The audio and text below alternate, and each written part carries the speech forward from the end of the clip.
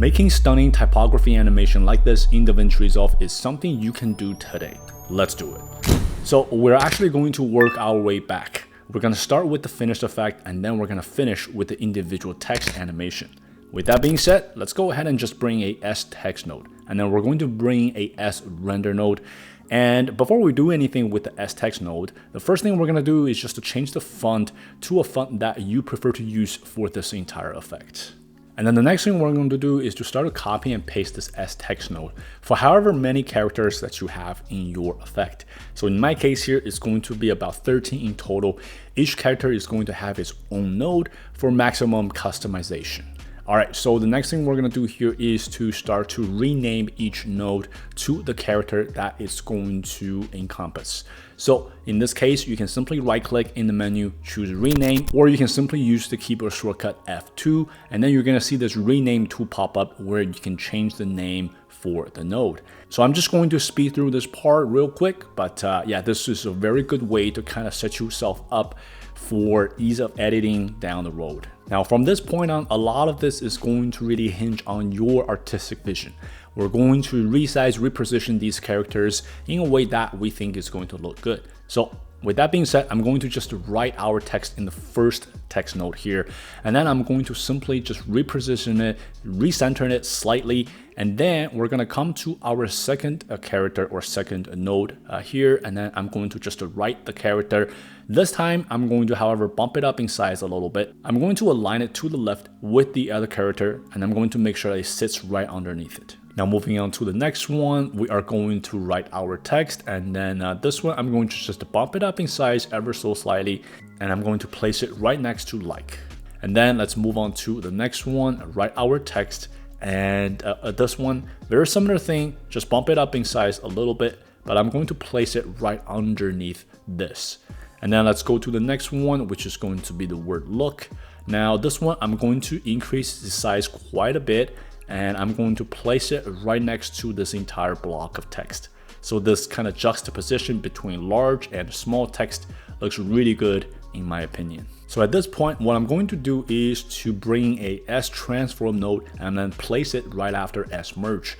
We're going to first of all come to X size, right click in the menu, select expression, and then we're going to make sure that X size is equal to Y size. So this way we're going to just adjust the Y size only, and then just bring it down a little bit and then place it over to the left. So this will just give me an idea of what this entire effect looks like. All right, coming to the next word here, we're going to just make sure that we increase the size quite a bit and then make sure that it sits right underneath this entire block of text. And then we're going to come to the next one here. And this one, I want to increase the size quite a bit, but I want to make sure that it's aligned to the left and it sits right underneath challenging. All right, let's continue with the next one. We are going to make sure that this one sits right next to but I'm going to come to the transform tab here. First of all, change transform from characters to words. And then let's go to rotation Z setting, change this to 90.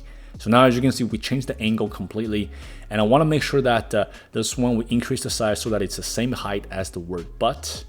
All right, so now let's go to the next node here. Let's write our character, and I'm going to place this right next to this and then increase the size a little bit, and then we're going to finish up this block of text here with the next node, which is the word would, and then we're going to increase the size, and then we're just going to place it in the bottom right corner to fill the void for this entire block of text. All right, now let's go back to S transform node real quick here. We're going to just take the size down a few notches, and then we're going to place it on the left corner. I want to make sure that we get a good view of what is about to come next.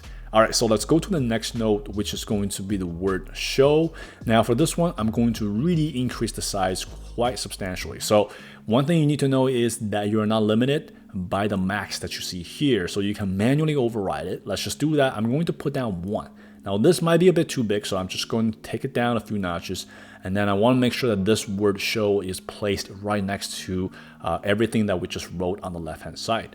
All right, now let's just go to S transform real quick. Just bring down the size a little bit more here so that we can get a good look at this entire thing.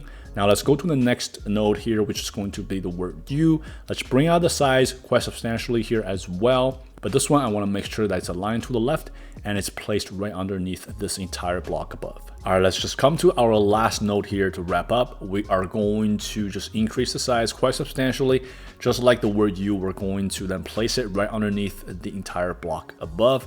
Now let's go back to the S transform node here real quick. We're going to reset the Y size, X offset, and Y offset settings. So at this point now, we're going to start animating this entire effect using the S transform node from scratch. Okay, so now let's go ahead and keyframe X offset, Y offset, and the Y size settings. So now let's bring up the size quite a bit there, and we're gonna make sure that animate text is positioned kind of in the middle of the screen. So now this is the part, as you can see, where we will animate text. Now let's move over about 12 frames. We're going to just bring down the size a little bit, and then we're gonna just push this up ever so slightly. So if you look at this thing right now, you're gonna see that this is gonna give us this nice little zoom out effect. All right, now let's move over about 2 frames. We're just going to keyframe all these settings again. Then let's move over about 10 frames, and then we are going to start to just bring this entire block up a little bit, and then we're going to just bring the size down. So now, as you can see, we're now making room for animating these 3 words like this can. Now let's move over about 14 frames. We're going to just keyframe all these 3 settings, and then we are going to then move over about 10 frames. So then this is the point where we're gonna just push this entire animation over to the left. So now you're gonna see the animation for the word look, and then we're gonna pause for about 2 seconds, keyframe all these 3 settings, and then we're going to move over about 12 frames, and then we're going to zoom out, pan over to the left, and then we're going to now see this entire block of text as well as the animation for the word challenging. Now, one thing I will do though at this point is to come to the node for challenging, and then just to kind of push this down a little bit because it's just too close to the word look. Now this looks way much better, and let's go back to the S transform node here. So let's move over about 2 frames. So we're gonna pause, keyframe all these 3 settings, and then let's just move over about 10 frames, and then we're just gonna push this block up, and then we're gonna hone in or zoom in on the word but this. So this is where we're gonna animate these 2 words, and then we're just gonna move over about 6 frames, give it a pause, and then we're just gonna move over about 16 frames, and then we're gonna just move over to the right so that we can now animate the word video and wood. So now if you look at this, you're gonna see that we're gonna zoom in on the word but this, and then we're gonna pan over to the right to animate video wood. All right, now let's move over another 10 frames or so, give it a pause, keyframe these 3 settings. Now let's move over about 15 frames or so. We're going to just bring down the size quite dramatically here because we want to now get ready for the animation of the word show. So we're gonna just push it over to the right a little bit, make sure that it's kind of positioned in the middle. And then as you can see now, this is the point where we are going to animate the word show.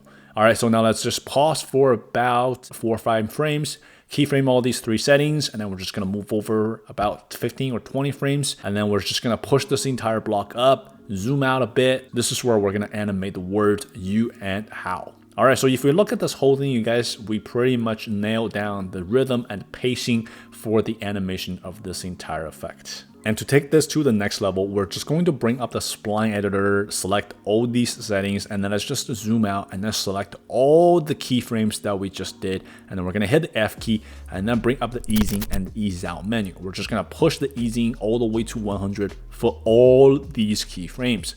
So now that you're gonna see that this effect is gonna look so good, the rhythm is way more professional compared to like a very flat animation that we just saw. All right, now let's get to the grand finale, which is the individual character animation. So let's come to the first node. We are going to bring a S Boolean node, and then we are going to bring a S rectangle node, make sure that that is attached to S Boolean. So now this S rectangle is going to act as a mask. So we're going to just wrap it tightly around these 2 words, animate text. And then what we're gonna do is to come to animate text, right click in the text box, select follower, go to modifiers tab, change delay to 0.4, which is going to be very crisp.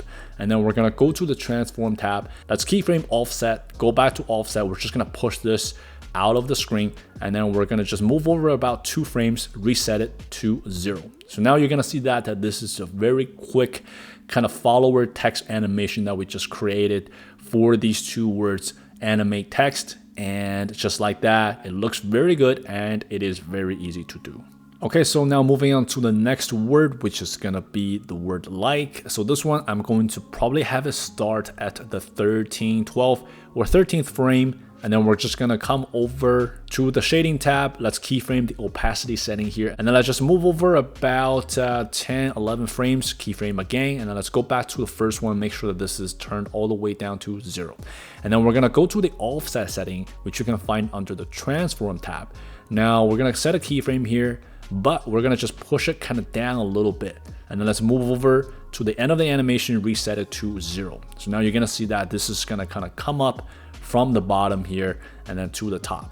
And now let's go to the next one, which is the word this. And this one, I am going to do pretty much the same thing. So let's keyframe the opacity setting here, and then let's just move over about 10 frames, and then we're just gonna keyframe again, go back to the first one, set it to 0, and just do the same for the offset setting, which you can find under transform. So similar animation, but this time around, we're gonna have this come in from the right-hand side. So you're gonna see that I'm pushing this over to the right. And then at the end of the animation, we're just gonna reset it to 0. So now you're gonna see that it's the same animation, but it's just coming in from a different side. So now we have the word like this animated, and then we're just gonna finish with the word can. So this one, I'm gonna have it start just a little bit before the word this finishes. So we're gonna use, again, the same type of animation. I'm gonna go to the opacity setting, keyframe it, and then I'm just gonna make sure that we move over only about 4 or 5 frames or so. And then we're just gonna make sure that the first one is set to 0. And then we're gonna do the same for the offset setting, but this time I'm gonna just actually push this up a bit. So as you can see that this is now gonna come down from the top as opposed to the right or the bottom. So it's the same animation like all the other 2 words, except that it's just coming in from a different direction. So now for the next word look, what we're gonna do is to have it start at the 42nd frame. And then we're gonna come to the right on setting here, set a keyframe, bring down to 0. And then just to move over about 6 frames or so, and then we're just gonna bring all the way up to 1. So again, very simple animation. And then we're gonna go to the next one, the word challenging. So for this one, we're gonna have it start at the 52nd frame. And then we're gonna do the same like what we did before, which is to use the opacity setting here, set a keyframe, bring it down to 0. Let's move over about 10 frames, and then we're just gonna bring it back up to 1. And then we're gonna do the same for the offset setting, which you can find under transform. But for this one, I think that I wanna have it come to the top from the bottom. So let's set a keyframe here, start to pull it down a little, and then we're just gonna go to the end, reset it to 0. And then for the next word but, we are going to have it start at the 68th frame, and then we're gonna use a very similar animation. So let's leverage the opacity setting here. We're gonna set a keyframe, and then we're gonna move over only about 6 frames, and then let's just set another keyframe. Make sure the first one is set to 0. Let's do the same, exact same thing for the offset setting under transform, but this time around, I wanna have it come down from the top, right, instead of the bottom. Now for the next word this, we're going to do exactly the same thing. We're gonna have it start at the 68th frame. Let's go to opacity, keyframe it, and then move over about 6 frames, and then we're gonna keyframe it again, go back to the first one, make sure that it's set to 0. Then do the exact same thing for the offset setting, but this time around, we're gonna have it come in from the right-hand side. So we're gonna just push this a little bit over to the right, and then we're just gonna have it come in. So reset the offset to 0 at the end of the animation here. So now you can see that these 2 words, but this, are getting animated. Now let's move on to the next word, video. So this one, we're going to have it start at the 84th frame here. We're gonna do the same animation though. So use opacity here. Let's move over about 6 frames or so. And then let's do the same for the offset setting. But this one, we're gonna make sure that it comes in from the right-hand side. So in the end, we're just gonna reset it just like that.